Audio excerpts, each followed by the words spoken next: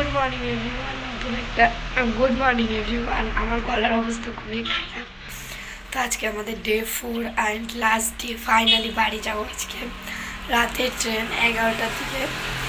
আজকে আমি কিছুই বলতে পারবো না, সবটাই ভয়েস ওভারে দেবো। আজকে আমাদের একটা স্পটে বাকি আছে, সেটা হলো ডন বস্কো মিউজিয়াম। সেখানে যাব আমরা। তো আজকে টাইমটা একটু লেট করে দিয়েছে, ভোরবেলা নয় অ্যাকচুয়ালি, তাই এই রোদটা দেখতে পাচ্ছি এখানকার। আর এই যে ভিউ বাইরের, সত্যি বলতে এতদিন খারাপ লেগেছে বাড়ির জন্য, যে কবে থেকে এসে আছি, বাবা মাকে দেখানো। বাট এরপরে গিয়ে এই ভিউটাকে মিস করব। তো সকাল সকাল উঠে এরকম পাহাড়ি ভিউ, প্রত্যেকটা দিন পাহাড়ে ঘুরতে যাওয়া, বন্ধুবান্ধবের সাথে কাটানো দিনগুলো সত্যি মেমোরি হয়ে থাকবে। বাট হ্যাঁ, মাঝখানে আমার শরীরটা একটু ডিলে হয়ে গেছিলো, যার কারণে খুব একটা ঘুরঘুরি করতে পারিনি। যাই হোক, মিস করবো। তো চলো আজকের দিনটাকে এখান থেকে স্টার্ট করা যাক। আর আমরা একটু পরে বেরোবো, এখনও রেডি হয়নি, ফ্রেশ হয়ে রেডি হয়ে তারপরে বেরোবো।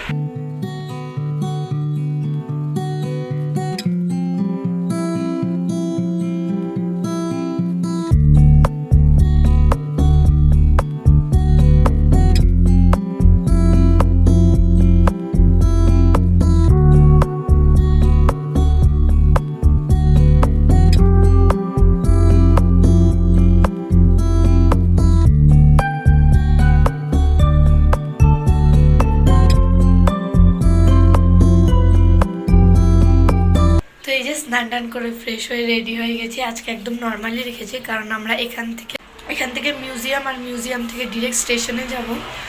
ব্রেকফাস্টও করে নিলাম। আজকে পাউরুটি, ডিম, কলা দিয়েছিল, বাট আমরা ডিমটা বয়েলডই করতে পারিনি, কারণ আমাদের রুমে ইলেকট্রিক কেটেল নেই, আর একটা রুম আছে, ওটাই শেয়ার করে সবাই নিচ্ছে। তো যাই হোক, একটু পরে বেরোবো। আমার আরও কিছু প্যাকিং বাকি আছে, ফটাফট সেইগুলো করি, তারপরে বেরোবো। টাইমের জন্য আমাদের রুমের বাইরের ভিউটা তোমাদের দেখিয়ে দিলাম। এটাকে ভীষণ মিস করব। তো বাই বাই হিল, আবার যদি কখনো টানে নিশ্চয়ই আসবো। রুমের বেহাল, আমাদের প্যাকিং ট্যাকিং ডান, এখন বেরোবো। তো চলো এখনকার জন্য বাই বাই। তো আমার গলার অবস্থা তো বুঝতেই পারলে, যত টাইম যাচ্ছিল যেন আরও খারাপ হচ্ছিলো, গলা থেকে একদম আওয়াজই বেরোচ্ছিল না। তো এই দেখো, রুমের থেকে সমস্ত লাগেজ টাগেজ নিয়ে এসে বসে গেছি বাসে। আর আমাদের লাগেজগুলোও সেট হয়ে গেছে ওই স্যারেদের গাড়িটাতে। আমরা যেভাবে করে এসেছিলাম সেভাবে করেই ওরা সেট করে আবার নিয়ে যাচ্ছে। তো আমাদের ফার্স্ট স্পট হলো ডন বস্কো মিউজিয়াম। আর আমরা যেখানটায় ছিলাম ওখান থেকে এই মিউজিয়াম জাস্ট 1 ঘন্টার ডিস্টেন্স ছিল, আর খুব তাড়াতাড়ি পৌঁছেও গেছি। এই হচ্ছে মিউজিয়ামের বাইরেটা এরকম দেখতে। তো এই ভেতরে ঢোকার জন্য একটা টিকিটের ব্যাপার ছিল। স্টুডেন্টদের জন্য 50 টাকা টিকিট, আর অ্যাডাল্টদের জন্য 100 টাকা করে টিকিট। তো সমস্তটা স্যাররাই করেছিল, আর আমি তো ভেতরে ঢোকার সাথে সাথে ভিডিও করা স্টার্ট করে দিয়েছিলাম। কিন্তু ওখানে একজন গাইড আমাদের বুঝিয়ে দিলেন ওখানে videography not allowed, but photography allowed ছিল। বাট তার জন্য একটা রুলস ছিল, আমাদের কিছু টাকা পে করতে হয়েছে। আমরা একটা কার্ড পেয়েছি, আর ওই কার্ডটা যার গলাতে থাকবে সেই একমাত্র ফটো তুলতে পারবে একটা ফোনেতে। তো আমরা অনেকেই সেই কার্ডটা নিয়েছিলাম। এই ফটোগুলো সমস্তটা স্যারদের তোলা, স্যাররা একটা কার্ড নিয়েছিল, আর আমরা প্রত্যেকটা গ্রুপ থেকে একটা করে কার্ড নিয়েছিলাম। আমি যে গাইডের কথা বললাম, উনি অ্যাকচুয়ালি ওখানকার রুলসগুলো আমাদের বোঝাচ্ছিলেন,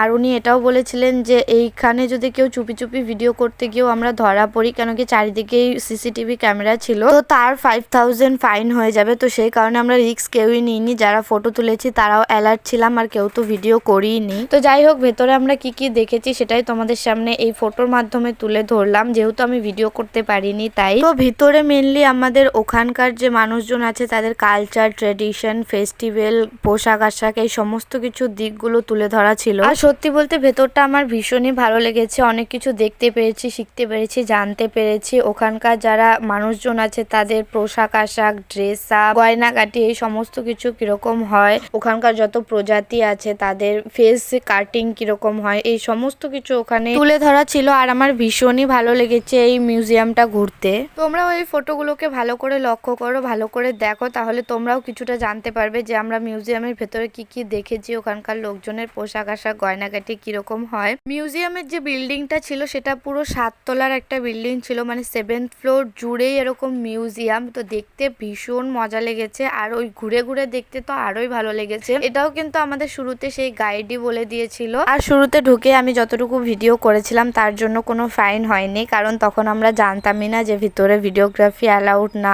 অনলি ফটোগ্রাফি, তাও আবার রুলসে। আর এই ফটোগুলো আমি ভিডিওর মধ্যে এই কারণেই দিয়েছি, এই ভিডিওটা এডিট করতে আমার ভীষণ সমস্যা হয়েছে, তবুও আমি দিয়েছি। কারণ হচ্ছে আমার ফোনের আর গ্যালারি স্টোরেজ অলরেডি ফুল হয়ে গেছে এত ফটো আর ভিডিওর জন্য ওখানকার। তো সেই কারণে এই ফটোগুলো হয়তো আমি ডিলিট করে দেব, ভিডিওতে দিলাম, আমার ভিডিওর মধ্যে থেকেও যাবে, তোমরাও দেখতে পারবে। তো এক কাজে দু কাজ হয়ে যাবে। বাট সত্যি বলতে এই ভিডিওটা এডিট করতে আমার সত্যি অনেক প্রবলেম হয়েছে, যার কারণে এই ভিডিওটা এতটা লেটে আসছে। যাই হোক, চলো এই মিউজিয়ামের আরো কিছু ফটো তোমরা দেখতে থাকো।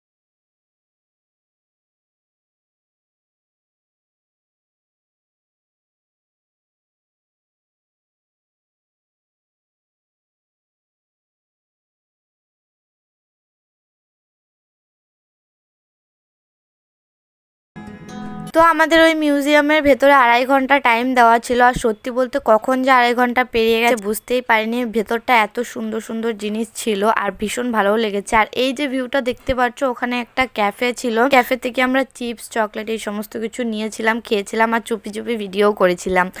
আর এই ভিউটা হচ্ছে মিউজিয়ামের একদম টপে গিয়ে স্কাই ভিউ পয়েন্ট বলে একটা জায়গা ছিল, ওখান থেকে পুরো মেঘালয়টাকে দেখা যাচ্ছিল, এত সুন্দর লাগছিল যে ভিডিও না করে আর পারিনি। আর ওখানে ভিডিও করার সাহসটা এই কারণে পেয়েছি, ওখানে স্যাররা গিয়েও চুপি চুপি ভিডিও বানাচ্ছিল সেই কারণে, আর স্যাররা আমাদের সঙ্গেই ছিল, তো সেই কারণে আরো একটু বেশি সাহস পেয়ে গেছিলাম। তো চলো এখন এখান থেকে বেরোবো নেক্সট স্পটে যাওয়ার জন্য।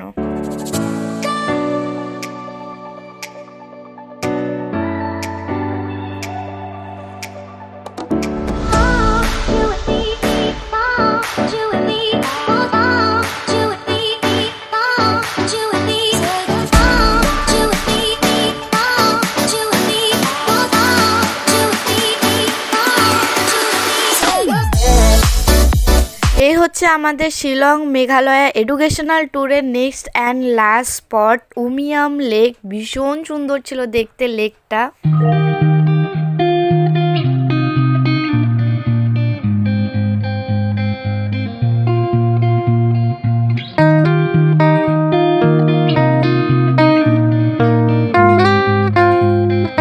এখন নিচে যাচ্ছি লেকের একদম সামনে, আর সত্যি বলতে জলগুলো একদম কাচের মতো ক্লিন ছিল, পুরো ভীষণ সুন্দর লাগছিল নিচ থেকে দেখতে। তো এখানে যাওয়ার পর আমরা বেশ অনেক ফটো তুলি, একটুখানি টাইম ওখানে ছিল। আর ওখান থেকে বেরিয়ে একটুখানি নিচে নেমে আমরা একটা জায়গায় লাঞ্চ করেছিলাম। লাঞ্চের মেনুতে ছিল এগ থালি আর ফিশ থালি। ওখানে আমি ভিডিও করতে ভুলে গেছি, ভুলে যাইনি অ্যাকচুয়ালি, আমি ফোনটা গাড়িতে রেখে চলে গেছিলাম। আর তারপরে গাড়িতে উঠে একটা লম্বা ঘুম দিয়ে পৌঁছে গেছি গুয়াহাটি স্টেশনের এখানে। তো এই মার্কেটটা এখন আমরা এক্সপ্লোর করব। আমাদের গ্রুপের মধ্যে অনেকেই মার্কেটে চলে গেছে, আবার কেউ কেউ যায়নি, তারা স্টেশনে গিয়ে ওয়েট করছে আমাদের জন্য। আর এখানে যাওয়ার পরে তো আমার গলা একদম এক্সট্রিম লেভেলে খারাপ হয়ে গেছিল, একদম আওয়াজই বের হচ্ছিল না, আর সবাই আমাকে দেখে হাসছিল। তো যাই হোক, এই যে মার্কেটটা দেখছো, এখানে আমরা অনেকক্ষণ থেকে ঘুরি, অনেক কিছু শপিং করি, যেহেতু আমরা ওখানে শপিং করার কোনো টাইমই পাইনি, আর মার্কেটও ছিল না ওখানটায়। তো আমি বেসিক্যালি এই মার্কেটটা থেকে দুটো মেখলা নিয়েছিলাম, এখানকার ফেমাস।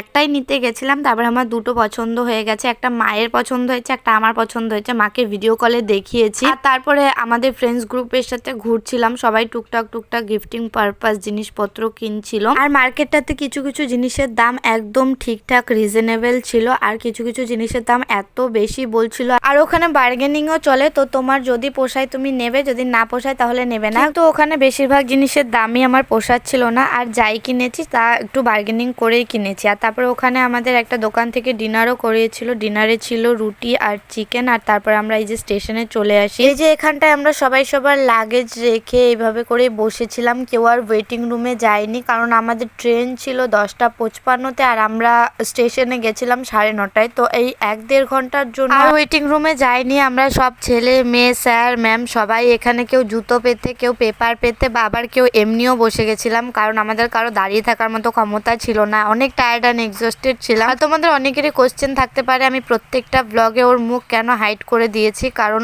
ওর ইউটিউবে আসার ইচ্ছে নেই বা ওর পার্সোনাল কিছু প্রবলেম আছে, সেই কারণে প্রত্যেকটা ভিডিওতে ওকে হাইড করতে হয়েছে। দেখো দেখতে দেখতে আমাদের ওই 1-1.5 ঘন্টা কেটেও গেছিল।